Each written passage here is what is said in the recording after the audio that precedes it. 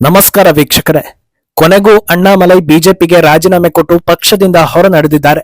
ಮೊನ್ನೆಯೇ ರಾಜೀನಾಮೆ ಪತ್ರವನ್ನ ನೀಡಿದ್ರು. ಆದ್ರೆ ಅದನ್ನ ಅಂಗೀಕರಿಸುವುದಕ್ಕೂ ಮುನ್ನ ಸಾಕಷ್ಟು ಮೀಟಿಂಗ್ ಹಾಗೂ ಮಾತುಕತೆಗಳನ್ನ ನಡೆಸಲಾಯಿತು. ಖುದ್ದು ಅಮಿತ್ ಶಾ ಸೇರಿದಂತೆ ಬಿಜೆಪಿಯ ಪ್ರಮುಖರು ಅಣ್ಣಾಮಲೈರನ್ನ ಉಳಿಸಿಕೊಳ್ಳೋ ಪ್ರಯತ್ನ ಮಾಡಿದ್ರು. ಪ್ರಧಾನಿ ಮೋದಿ ಜೊತೆ ಮೀಟಿಂಗ್ ನಡೆಸ್ತಾರೆ ಅನ್ನೋ ಸುದ್ದಿ ಕೂಡ ಇತ್ತು. ಆದ್ರೆ ಮೋದಿ ಮೀಟಿಂಗು ಮುನ್ನವೇ ಅಣ್ಣಾಮಲೈ ರಾಜೀನಾಮೆ ನೀಡಿದ್ದಾರೆ. ಯಾವ ಕಾರಣಕ್ಕೆ ಈ ರಾಜೀನಾಮೆ ಅನ್ನೋ ಬಗ್ಗೆ ಈಗಾಗಲೇ ಸಾಕಷ್ಟು ವಿಚಾರಗಳು ರಿವೀಲ್ ಆಗಿದ್ವು. ಆದ್ರೆ ಖುದ್ದು ಅಣ್ಣಾಮಲೈ ಈ ಬಗ್ಗೆ ಪ್ರತಿಕ್ರಿಯೆ ನೀಡೋದು ಬಾಕಿ ಇದ್ದಿದ್ರಿಂದ ಈ ರಾಜೀನಾಮೆ ಕುರಿತು ಒಂದು ಕ್ಲಾರಿಟಿ ಯಾರಿಗೂ ಸಿಕ್ಕಿರ್ಲಿಲ್ಲ. ಈಗ ಅಣ್ಣಾಮಲೈ ತಮ್ಮ ನಿರ್ಧಾರದ ಕುರಿತಂತೆ ಸಂಪೂರ್ಣ ಮಾಹಿತಿಯೊಂದಿಗೆ ವಿಡಿಯೋ ಮಾಡಿ ಹರಿಬಿಟ್ಟಿದ್ದಾರೆ. ಅದರಲ್ಲಿ ಅವರು ಮೆನ್ಷನ್ ಮಾಡಿರೋ ವಿಚಾರಗಳು ಯಾವುದು, ಮುಂದಿನ ಹಾದಿ ಹೇಗಿರುತ್ತೆ, ಇದೆಲ್ಲವನ್ನ ಒನ್ ಬೈ ಒನ್ ವಿವರಿಸ್ತಾ ಹೋಗ್ತೀವಿ. ಈ ವಿಡಿಯೋವನ್ನ ತಪ್ಪದೆ ಕೊನೆ ತನಕ ನೋಡಿ. ಅದಕ್ಕೂ ಮುನ್ನ ಮೀಡಿಯಾ ಮಾನ್ಸ್ಟರ್ ಚಾನಲ್ ಅನ್ನ ತಪ್ಪದೆ ಸಬ್ಸ್ಕ್ರೈಬ್ ಮಾಡಿ. ಎಸ್, ಕೊನೆಗೂ ಎಲ್ಲರ ಊಹೆಯ ನಿಜವಾಗಿದೆ. ಅಣ್ಣಾಮಲೈ ಬಿಜೆಪಿಯಿಂದ ಹೊರ ಬಂದಿದ್ದಾರೆ. ಬೇರೆ ರಾಜಕಾರಣಿಗಳ ರೀತಿ ಯಾವುದೋ ಒಂದು ಹುದ್ದೆ ನೀಡಿ ಉಳಿಸಿಕೊಳ್ಳಬಹುದು ಅನ್ನೋ ರೀತಿ ಇದ್ದಿದ್ರೆ ಅಣ್ಣಾಮಲೈ ರಾಜೀನಾಮೆ ವಿಚಾರ ಒಂದು ಸಿಲ್ಲಿ ಮ್ಯಾಟರ್ ರೀತಿಯಾಗಿ ಅವರು ಬಿಜೆಪಿಯಲ್ಲೇ ಕಂಟಿನ್ಯೂ ಆಗ್ತಾ ಇದ್ರು. ಆದರೆ ರಾಜೀನಾಮೆ ಪತ್ರ ಹಿಡಿದು ದೆಹಲಿಗೆ ಹೋಗುವಾಗ್ಲೇ ತಮ್ಮ ನಿರ್ಧಾರ ಏನು ಅನ್ನೋದನ್ನ ಗಟ್ಟಿ ಮಾಡ್ಕೊಂಡು ಹೋಗಿದ್ದ ಅಣ್ಣಾಮಲೈ ಎಲ್ಲಾ ಪ್ರಮುಖರ ಜೊತೆಗೂ ಮಾತನಾಡಿ ಎಲ್ಲರ ಸಲಹೆಯನ್ನು ಕೇಳಿಸಿಕೊಂಡು ಎಲ್ಲರ ಜೊತೆಗೂ ವಿನಯದಿಂದ ತಮ್ಮ ಪರಿಕಲ್ಪನೆಯನ್ನ ವಿವರಿಸಿ ಕೊನೆಗೆ ತಮ್ಮದೇ ನಿರ್ಧಾರವನ್ನ ಫೈನಲ್ ಮಾಡ್ಕೊಂಡು ವಾಪಸ್ಸಾಗಿದ್ದಾರೆ. ಈ ಕುರಿತಂತೆ ಅಣ್ಣಾಮಲೈ ಕಾರಣಗಳನ್ನ ಬಿಚ್ಚಿಡ್ತಾ ಹೋಗಿದ್ದು ಅದನ್ನ ಕೇಳಿಸ್ಕೊಂಡ್ರೆ ಅವರ ಪರಿಕಲ್ಪನೆ ಎಷ್ಟು ಅಗಾಧವಾಗಿದೆ ಅನ್ನೋದು ಕಾಣಿಸುತ್ತೆ. ಅದೇ ಹೊತ್ತಲ್ಲಿ ಅವರ ಮುಂದಿನ ಹಾದಿ ಸುಗಮ ಇಲ್ಲ ಅನ್ನೋದು ಕೂಡ ಕ್ಲಿಯರ್ ಆಗ್ತಾ ಹೋಗುತ್ತೆ. ಹೊಸ ಪಕ್ಷ ಅಲ್ಲ, ಹೊಸ ರೀತಿಯ ರಾಜಕೀಯ ಹಾದಿ, ಇದು ಅಣ್ಣಾಮಲೈ ಮಂಡಿಸಿದ ವಿಚಾರಗಳಲ್ಲಿ ಹೈಲೈಟ್ ಆದ ವಿಷಯ. ಭಾರತ ಅಥವಾ ತಮಿಳುನಾಡಿನ ಕಡೆ ನೋಡಿದ್ರೆ ಸಾಕಷ್ಟು ರಾಜಕೀಯ ಪಕ್ಷಗಳು ಆಲ್ರೆಡಿ ಇವೆ. ಅದರಲ್ಲಿ ಇನ್ನೊಂದು ಅನ್ನೋ ರೀತಿ ಅಲ್ಲದೆ ಕಂಪ್ಲೀಟ್ ಒಂದು ಎಕೋಸಿಸ್ಟಮ್ ಅನ್ನ ಕಟ್ಟೋದಕ್ಕೆ ಅಣ್ಣಾಮಲೈ ಸಂಕಲ್ಪ ತೊಟ್ಟು ಬಿಜೆಪಿಯಿಂದ ಹೊರ ನಡೆದಿದ್ದಾರೆ. ಅವರು ಹೇಳ್ತಾ ಇರೋದು ಈಗ ಇರೋ ರಾಜಕೀಯ ಕಾನ್ಸೆಪ್ಟ್ ನಿಂದ ನಾವು ಕಂಪ್ಲೀಟ್ ಆಗಿ ಹೊರ ಬರಬೇಕು ಅಂತ. ಇದ್ಯಾವ ರೀತಿ ಅನ್ನೋ ಬಗ್ಗೆ ಕ್ಲಾರಿಟಿಯನ್ನ ಕೊಡ್ತಾ ಹೋಗ್ತಾರೆ. ಹೇಗೆ ಮನೆಯಿಂದ ಹೊರಗೆ ಕಾಲಿಟ್ಟ ತಕ್ಷಣ ಒಂದು ವಸ್ತುವನ್ನ ಕೊಳ್ಳುವಾಗ 10 ಅಂಗಡಿಗಳನ್ನ ಸುತ್ತಿ ಯಾವುದು ಬೆಸ್ಟ್ ಅಂತ ನೋಡಿ ಅದನ್ನ ಕೊಂಡುಕೊಳ್ತೀವೋ, ರಾಜಕೀಯದಲ್ಲಾದ್ರೂ ಅಷ್ಟೇ ಎಲ್ಲಾ ಪಕ್ಷದ ಎಲ್ಲಾ ನಾಯಕರನ್ನ ನೋಡಿ ಯಾರಿಂದ ನಮ್ಮ ಅಭಿವೃದ್ಧಿ ಸಾಧ್ಯ, ಯಾರು ಸಮರ್ಥರು ಅನ್ನೋದನ್ನ ಜನರು ನೋಡಿ ಗುರುತಿಸಿ ಆಯ್ಕೆ ಮಾಡುವಂತ ಎಕೋಸಿಸ್ಟಮ್ ಬರಬೇಕು ಅನ್ನೋದನ್ನ ಕ್ಲಿಯರ್ ಕಟ್ ಆಗಿ ಹೇಳಿದ್ದಾರೆ. ಇದನ್ನ ಕೇಳ್ತಾ ಇದ್ರೆ ಸುಲಭ ಇಲ್ಲ ಅನ್ನೋದು ಅರ್ಥ ಆಗುತ್ತೆ. ಆದ್ರೆ ಅವರು ಮುಂದೆ ಹೇಳೋ ವಿಚಾರಗಳು ಇನ್ನೂ ಅಸಾಧ್ಯ ಎನ್ನಿಸ್ಕೊಳ್ತಾ ಹೋಗುತ್ತೆ. ರಾಜಕೀಯದಲ್ಲಿ ಬದಲಾವಣೆ ಅನ್ನೋದು ಒಂದು ವಿಧಾನಸಭಾ ಕ್ಷೇತ್ರಕ್ಕೂ ಅಥವಾ ಒಂದು ಲೋಕಸಭಾ ಕ್ಷೇತ್ರಕ್ಕೂ ಸೀಮಿತವಾದ ವಿಚಾರ ಅಲ್ಲ. ರಾಜ್ಯದ 234 ವಿಧಾನಸಭೆಯೋ ಅಥವಾ 39 ಲೋಕಸಭಾ ಕ್ಷೇತ್ರಗಳನ್ನ ಶುದ್ಧ ಮಾಡೋದು ಅಂತ ಕೇಳಿದ್ರೆ ಅದು ಹಾಗಲ್ಲ. ಗ್ರಾಮ ಪಂಚಾಯಿತಿ ಲೆವೆಲ್ ನಿಂದ ನಾವು ಬದಲಾವಣೆ ಮಾಡ್ತಾ ಹೋಗ್ಬೇಕು. ಇಡೀ ಎಕೋಸಿಸ್ಟಮ್ ನಲ್ಲಿ ಎಲ್ಲರೂ ಕೂಡ ಸಮರ್ಥರಾಗಿರ್ಬೇಕು. ಸಣ್ಣ ಲೆವೆಲ್ ನಲ್ಲೂ ಭ್ರಷ್ಟಾಚಾರ ಅಕ್ರಮ ಇಲ್ಲದ ಪಾರದರ್ಶಕ ರಾಜಕೀಯವನ್ನ ತರಬೇಕು. ರಾಜಕೀಯ ಅನ್ನೋದು ಯಾವುದೋ ಒಂದು ಫ್ಯಾಮಿಲಿಯ ಅಥವಾ ಸೀಮಿತ ವರ್ಗದ ಕೈವಶವಾಗಿರಬಾರದು. ಹೊಸ ಜನರು ಬರಬೇಕು, ಎಲ್ಲರೂ ಸಿಸ್ಟಮ್ನ ಭಾಗವಾಗಬೇಕು, ಎಲ್ಲರಿಗೂ ಅವಕಾಶ ಸಿಗಬೇಕು, ಹೊಸ ವಾತಾವರಣ ಸೃಷ್ಟಿಸೋದು ನಮ್ಮ ಉದ್ದೇಶ ಅನ್ನೋದನ್ನ ಬಹಳ ಸ್ಪಷ್ಟವಾಗಿ ಹೇಳ್ತಾ ಇದ್ದಾರೆ. ನನ್ನನ್ನು ಸೇರಿದಂತೆ ರಾಜಕೀಯದಲ್ಲಿ ಪರ್ಮನೆಂಟ್ ಲೀಡರ್ಸ್, ಪರ್ಮನೆಂಟ್ ಮಿನಿಸ್ಟರ್ಸ್ ಅನ್ನೋದು ಇರಲೇಬಾರದು. ಒಂದು ಕುರ್ಚಿ ಯಾರಿಗೂ ಪರ್ಮನೆಂಟ್ ಆಗಬಾರದು ಅನ್ನೋದನ್ನ ಹೇಳಿದ್ದಾರೆ. ಇದೆಲ್ಲ ಕೇಳೋದಕ್ಕೆ ಚೆನ್ನಾಗಿದೆ, ಆದ್ರೆ ಇದನ್ನ ಮಾಡೋದು ಸುಲಭನಾ? ನಮ್ಮ ದೇಶದಲ್ಲಿ ಕಣ್ಣಿಗೆ ಕಾಣೋ ನಿಜವನ್ನೇ ಅದು ಸುಳ್ಳು ಅಂತ ಹೇಳೋ ವಿಚಿತ್ರ ಜಂತುಗಳೆಲ್ಲ ಇವೆ.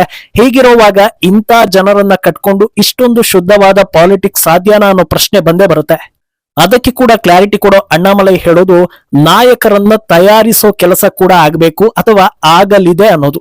ತಮ್ಮ ಉದ್ದೇಶ ಅಥವಾ ಐಡಿಯಾಲಜಿ ಕುರಿತಂತೆ ಒಂದು ವೆಬ್ಸೈಟ್ ಕೂಡ ಇದ್ದು ಅದನ್ನ ಫಾಲೋ ಮಾಡುವಂತೆ ಜನರಿಗೆ ಕರೆ ಕೊಟ್ಟಿದ್ದಾರೆ. ಒಂದು ಆಂದೋಲನದ ರೀತಿ ಇದು ಆರಂಭವಾಗುತ್ತೆ.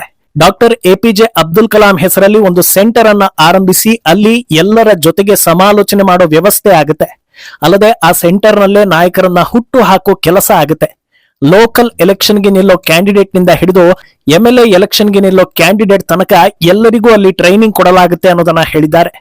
ಅಲ್ಲದೆ ಅತ್ಯಂತ ಪ್ರಮುಖವಾಗಿ ಹೊಸ ಪಕ್ಷ ಆರಂಭಿಸುವ ಮುನ್ನವೇ ಅಣ್ಣಾಮಲೈ ಕೊಟ್ಟಿರೋ ಸ್ಪಷ್ಟನೆ ನಾವು ಯಾರಿಗೂ ಕಾಂಪಿಟೇಟರ್ ಅಲ್ಲ ಅನ್ನೋದು. ನಮ್ಮ ಉದ್ದೇಶ ಇರೋದು ನಮ್ಮ ಕಡೆಯಿಂದ ರಾಜಕೀಯಕ್ಕೆ ಬರೋ ನಾಯಕ ಅಥವಾ ಅಭ್ಯರ್ಥಿ ಎಲ್ಲಾ ರೀತಿಯಲ್ಲೂ ಟ್ರೈನ್ಡ್ ಆಗಿರಬೇಕು. ಆತನಿಗೆ ಜನರ ಸಮಸ್ಯೆಗಳು ಏನು ಅನ್ನೋದು ಗೊತ್ತಿರಬೇಕು. ಅದನ್ನ ಯಾವ ರೀತಿ ಬಗೆಹರಿಸಬೇಕು ಅನ್ನೋದರ ಐಡಿಯಾ ಇರಬೇಕು. ಅಂತ ನಾಯಕರನ್ನ ಹುಟ್ಟು ಹಾಕೋದಷ್ಟೇ ನಮ್ಮ ಕೆಲಸ. ಆದ್ರಿಂದ ನಮ್ಮನ್ನ ಯಾರು ಕೂಡ ಕಾಂಪಿಟೇಟರ್ ಅಂತ ಅಂದುಕೊಳ್ಳೋ ಅವಶ್ಯಕತೆ ಇಲ್ಲ. ಎಲ್ಲರೂ ನಿಮ್ಮ ನಿಮ್ಮ ಪಾಡಿಗೆ ರಾಜಕೀಯ ಮಾಡ್ಕೊಂಡಿರಿ, ನಮ್ಮ ಈ ಹೊಸ ಆಂದೋಲನದ ಶೈಲಿ ನಾವು ಬದಲಾಗೋಣ, ಬದಲಾವಣೆ ತಾನಾಗೆ ಬರುತ್ತೆ ಅನ್ನೋ ರೀತಿಯಲ್ಲಿ ಸಾಗೋದಾಗಿ ಹೇಳಿದ್ದಾರೆ. ಇದು ನಿಜಕ್ಕೂ ಭಾರತದಲ್ಲೇ ಮೊದಲ ಪ್ರಯತ್ನ ಅನ್ನೋ ರೀತಿ ಭಾಸವಾಗ್ತಾ ಇದೆ. ಈಗ ಎಲ್ಲ ಸರಿ, ಒಂದು ಪಕ್ಷ ಅಂದ್ಮೇಲೆ ಒಂದು ಐಡಿಯಾಲಜಿ ಇರ್ಬೇಕಲ್ವಾ? ಅಣ್ಣಾಮಲೈ ಐಡಿಯಾಲಜಿ ಏನು ಅನ್ನೋ ಪ್ರಶ್ನೆ ಖಂಡಿತ ಬಂದೇ ಬರುತ್ತೆ. ಅದಕ್ಕೆ ಅವರು ನೀಡಿದ ಉತ್ತರ ಎಲ್ಲರನ್ನೂ ಮೂಕ ವಿಸ್ಮಿತರನ್ನಾಗಿ ಮಾಡ್ತಾ ಇದೆ. ಯಾಕಂದ್ರೆ ಈ ಹೊಸ ಶೈಲಿ ರಾಜಕೀಯಕ್ಕೆ ಯಾವುದೇ ಐಡಿಯಾಲಜಿಯೇ ಇಲ್ಲ, ಗುಡ್ ಪಾಲಿಟಿಕ್ಸ್ ಒಂದೇ ನಮ್ಮ ಗುರಿ ಅನ್ನೋದನ್ನ ಹೇಳ್ತಾ ಇದ್ದಾರೆ. ಅದನ್ನ ಇನ್ನೂ ಕ್ಲಿಯರ್ ಆಗಿ ಹೇಳೋ ಅವರು, ಭಾರತದಲ್ಲಿ ಈಗಾಗಲೇ ಸಾಕಷ್ಟು ಸಿದ್ಧಾಂತಗಳು ಬಂದು ಹೋಗಿವೆ. ಕಮ್ಯುನಿಸಂನಿಂದ ಹಿಡಿದು ಹಲವು ರೀತಿಯ ಸೈದ್ಧಾಂತಿಕ ಹೋರಾಟಗಳು ನಡೆದಿವೆ. ಆದರೆ ಯಾವುದೂ ಕೂಡ ಇದುವರೆಗೂ ಪರ್ಮನೆಂಟ್ ಆಗಿ ನಿಂತಿಲ್ಲ. ಒಂದು ಹಂತದವರೆಗೆ ಜನರು ಎಲ್ಲರನ್ನೂ ಬೆಂಬಲಿಸ್ತಾರೆ, ಆದ್ರೆ ತಮಗೆ ಇದರಿಂದ ಸಮಾಧಾನ ಆಗಿಲ್ಲ ಅಂದಾಗ ಮುಂದಕ್ಕೆ ಹೋಗ್ತಾರೆ. ಕಾಲದ ಜೊತೆಗೆ ಸಾಗಬೇಕಾಗಿರೋದು ನಮ್ಮ ಕರ್ತವ್ಯ. ಆದ್ರಿಂದ ನೋ ಐಡಿಯಾಲಜಿ ಅನ್ನೋದನ್ನ ಸ್ಪಷ್ಟಪಡಿಸಿದ್ದಾರೆ. ಅಣ್ಣಾಮಲೈ ಹಂಚಿಕೊಂಡ ಅಭಿಪ್ರಾಯಗಳಲ್ಲಿ ಕ್ಲಿಯರ್ ಆದ ಮೊದಲ ವಿಷಯ ಏನು ಅಂದ್ರೆ, ಅದು ಬಿಜೆಪಿ ವಿರುದ್ಧ ರೆಬೆಲ್ ಆಗಿ ಅವರು ಹೊರಬರ್ತಾ ಇರೋದಲ್ಲ ಅನ್ನೋದು. ಪ್ರಧಾನಿ ಮೋದಿ ಬಗ್ಗೆಯೂ ಮಾತನಾಡೋ ಅವರು, ಅವರ ಮೇಲೆ ಯಾವತ್ತೂ ಕೂಡ ಗೌರವ ಇದ್ದೇ ಇರುತ್ತೆ. ನಾನು ಯಾರನ್ನು ಅಪೋಸ್ ಮಾಡಿ ಪಕ್ಷದಿಂದ ಹೊರಬಂದಿರೋದಲ್ಲ, ನನ್ನದೇ ಒಂದು ಹೊಸ ದಾರಿಯಲ್ಲಿ ನಡೆಯೋ ಸಲುವಾಗಿ ಹೊರಬರ್ತಾ ಇರೋದು. ಅಮಿತ್ ಶಾರನ್ನ ಭೇಟಿಯಾದಾಗ ಏನು ಮಾತುಕತೆ ನಡೀತು ಅನ್ನೋ ಬಗ್ಗೆ ಕೂಡ ಜನರು ಪ್ರಶ್ನೆಗಳನ್ನ ಕೇಳ್ತಾ ಇದ್ದಾರೆ. ಅವರ ಜೊತೆಗೂ ನಾನು ಈ ಎಲ್ಲಾ ವಿಷಯಗಳನ್ನ ಹಂಚಿಕೊಂಡಿದ್ದೇನೆ. ಅದೇ ಹೊತ್ತಲ್ಲಿ ಯಾವ ವಿಚಾರ ನನಗೆ ಇಷ್ಟ ಆಗಿಲ್ಲ, ಕಷ್ಟ ಆಯ್ತು ಅನ್ನೋದನ್ನ ಕೂಡ ಅವರ ಮುಂದೆಯೇ ಹೇಳಿದ್ದೇನೆ. ನಾನು ಇಲ್ಲೇ ಕೂತು ರೆಸಿಗ್ನೇಷನ್ ಲೆಟರ್ ಅನ್ನ ಕಳಿಸಿ ಮುಂದಿನ ದಾರಿಯನ್ನ ನೋಡ್ಕೊಳ್ಬೋದಿತ್ತು, ಆದ್ರೆ ನನ್ನ ಉದ್ದೇಶ ಅದಲ್ಲ. ಯಾರನ್ನೂ ವಿರೋಧಿಸೋ ಸಲುವಾಗಿ ಈ ದಾರಿಯನ್ನ ಹಿಡಿತಾ ಇರೋದಲ್ಲ. ಖುದ್ದು ನಾನೇ ಹೋಗಿ ರಾಜೀನಾಮೆ ವಿಚಾರವನ್ನ ಸರಿಯಾಗಿ ಕನ್ವೆ ಮಾಡಿ ಬರೋದು ನನ್ನ ಜವಾಬ್ದಾರಿಯಾಗಿತ್ತು. ಅದು ಸರಿಯಾದ ರೀತಿ ಕೂಡ. ಅದೇ ರೀತಿ ನಾನೇ ಹೋಗಿ ಎಲ್ಲವನ್ನೂ ಇತ್ಯರ್ಥ ಮಾಡ್ಕೊಂಡು ಬಂದಿದ್ದೀನಿ ಅನ್ನೋದನ್ನ ಹೇಳಿದ್ದಾರೆ. ಇನ್ನು ಈ ಹೊತ್ತಲ್ಲಿ ಯಾವ ವಿಚಾರ ಅಣ್ಣಾಮಲೈಗೆ ಕಷ್ಟ ಆಗಿತ್ತು ಅನ್ನೋದು ಕೂಡ ಅವರ ಮಾತುಗಳಲ್ಲೇ ಕ್ಲಿಯರ್ ಆಗಿದೆ. ಅವರೇ ಹೇಳೋ ಹಾಗೆ, ನಾವು ಪ್ರತ್ಯೇಕ ದಾರಿಯಲ್ಲಿ ಹೊಸ ರೀತಿಯ ಪಾಲಿಟಿಕ್ಸ್ ಮಾಡಬೇಕಿತ್ತು, ಆದ್ರೆ ಅದಕ್ಕೆ ಅವಕಾಶ ಸಿಕ್ಲಿಲ್ಲ ಅನ್ನೋದು ಅವರ ಈ ನಿರ್ಧಾರಕ್ಕೆ ಕಾರಣ ಅನ್ನೋದು ಕ್ಲಿಯರ್ ಆಗಿದೆ. ಯಾಕಂದ್ರೆ ಮೈತ್ರಿ ಸಲುವಾಗಿ ಹೈಕಮಾಂಡ್ ಯಾವ ರೀತಿ ನಿರ್ಧಾರಗಳನ್ನ ತೆಗೆದುಕೊಂಡಿತ್ತು ಅನ್ನೋದನ್ನ ಎಲ್ಲರೂ ನೋಡಿದ್ದಾರೆ. ಅಲ್ಲದೆ ಈ ವಿಚಾರವನ್ನ ಹೊರತುಪಡಿಸಿ ಪ್ರತಿ ಸಲವೂ ಕೂಡ ನಮ್ಮ ರಾಜ್ಯದಲ್ಲಿ ಹೀಗೆಲ್ಲ ಆಗ್ತಾ ಇದೆ, ನಾಯಕರು ಹಾಗೆ ಮಾಡ್ತಾ ಇದ್ದಾರೆ, ಈ ರೀತಿಯ ಸಿಲ್ಲಿ ದೂರುಗಳನ್ನ ಪ್ರಧಾನಿ ಮುಂದೆ ಪದೇ ಪದೇ ಹೇಳೋದು ಅವರಿಗೂ ಖುಷಿ ತರಿಸೋದಿಲ್ಲ, ನನಗೂ ಸರಿ ಅನಿಸೋದಿಲ್ಲ. ಆದ್ರಿಂದ ಈ ನಿರ್ಧಾರ ಅಂತ ಸ್ಪಷ್ಟನೆ ಕೊಟ್ಟಿದ್ದಾರೆ. ಇನ್ನು IPS ನಿಂದ ರಾಜಕಾರಣಿಯಾಗಿ ಬದಲಾಗೋ ಹೊತ್ತಲ್ಲಿ ತಾವು ಸಂಧಿಸಿದ್ದ ಇಬ್ಬರು ಸೂಪರ್ ಸ್ಟಾರ್ ಹಾಗೂ ರಾಜಕಾರಣಿಗಳಾಗಿದ್ದ ಕ್ಯಾಪ್ಟನ್ ವಿಜಯಕಾಂತ್ ಹಾಗೂ ರಜನಿಕಾಂತ್ ಇಬ್ಬರನ್ನು ಸ್ಮರಿಸೋ ಅಣ್ಣಾಮಲೈ 6 ವರ್ಷಗಳ ಕಾಲ ತಮಗೆ ಕೆಲಸ ಮಾಡೋದಕ್ಕೆ ಅವಕಾಶ ನೀಡಿದ ಬಿಜೆಪಿ ಪಕ್ಷವನ್ನ ಹಾಗೂ ಅದರ ಪ್ರಮುಖ ನಾಯಕರನ್ನ ಸ್ಮರಿಸಿದ್ದಾರೆ. ಒಟ್ನಲ್ಲಿ ತಮ್ಮ ಮುಂದಿನ ಹಾದಿ ಏನು, ಉದ್ದೇಶ ಏನು ಎಲ್ಲವನ್ನೂ ಕೂಡ ಅಣ್ಣಾಮಲೈ ಕ್ಲೀನ್ ಅಂಡ್ ಕ್ಲಿಯರ್ ಆಗಿ ಹೇಳಿದ್ದಾರೆ. ಆದ್ರೆ ತಮಿಳುನಾಡಿನಂತ ರಾಜ್ಯದಲ್ಲಿ ಇದು ಸಾಧ್ಯನಾ, ಎಷ್ಟರ ಮಟ್ಟಿಗೆ ವರ್ಕ್ ಆಗುತ್ತೆ ಅನ್ನೋದು ಸದ್ಯ ಎಲ್ಲರಲ್ಲಿರೋ ಪ್ರಶ್ನೆ. ಮುಂದೇನಾಗುತ್ತೆ ಅನ್ನೋದನ್ನ ಕಾದು ನೋಡ್ಬೇಕು. ಈ ಬಗ್ಗೆ ನಿಮ್ಮ ಅಭಿಪ್ರಾಯವನ್ನ ತಪ್ಪದೆ ಕಮೆಂಟ್ ಮೂಲಕ ತಿಳಿಸಿ.